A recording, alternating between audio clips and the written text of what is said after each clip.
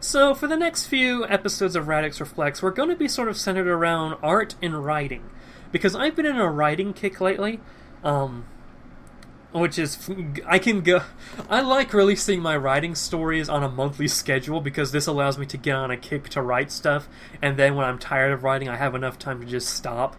I've never seen a publishing schedule that fit me so well.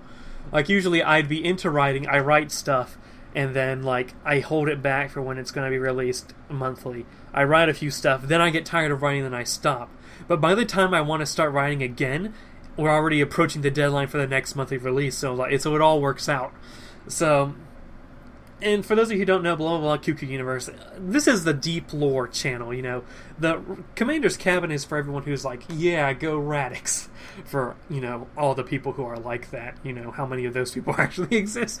But, it's like I said before, do YouTube for the audience you idealize you having, and maybe not necessarily the one you actually have.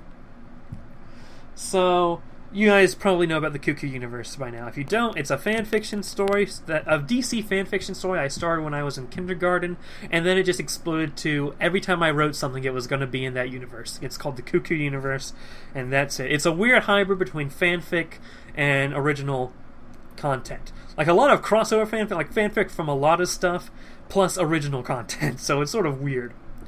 But everything I write's in that universe, so that's sort of the context I have when I'm talking about writing, at least fiction.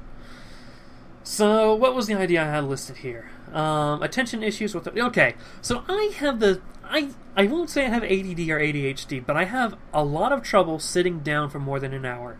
I always have to get up and walk around, always. I can't sit down for more than an hour.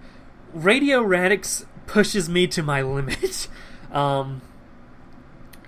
Because you have the camera on me and I'm sitting there for just over an hour. And by the time Radio Radix is over, I'm just tired because sitting tires me, so I have to get up and walk around.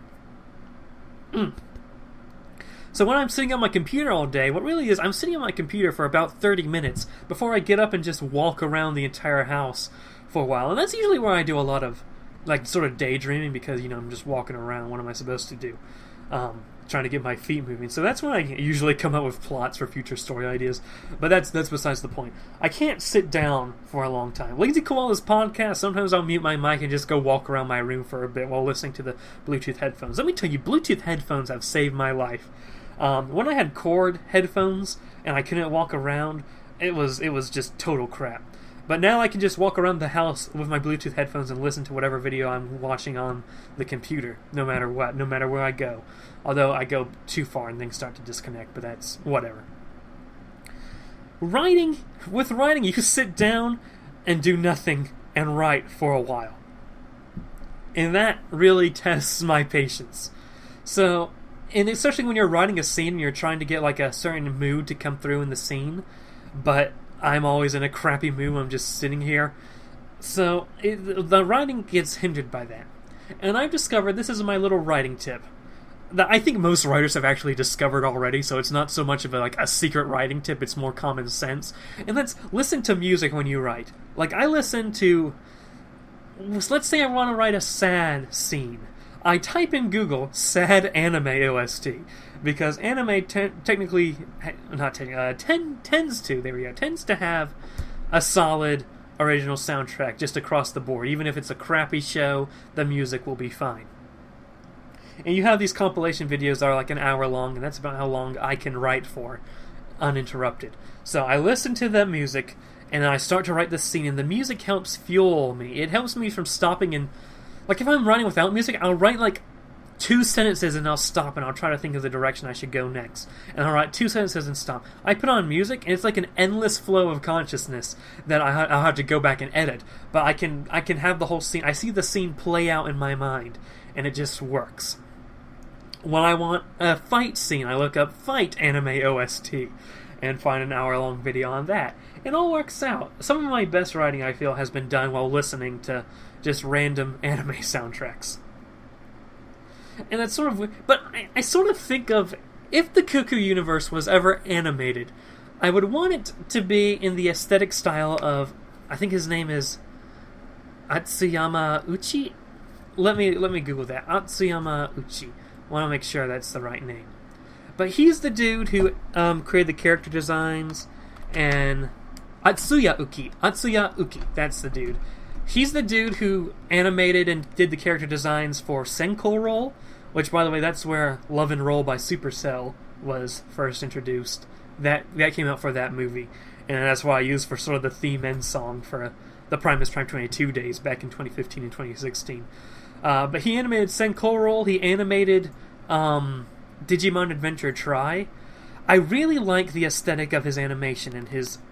He has very simplistic character designs in the face. The eyes aren't as big as like an anime, what you typically think of an anime character's eyes. The eyes are big enough to be expressive, but small enough to not be just crazy. And I really love how he does backdrops and backgrounds. The sky will either be full of clouds or it will be one solid blue color. And like the colors really pop in his animation.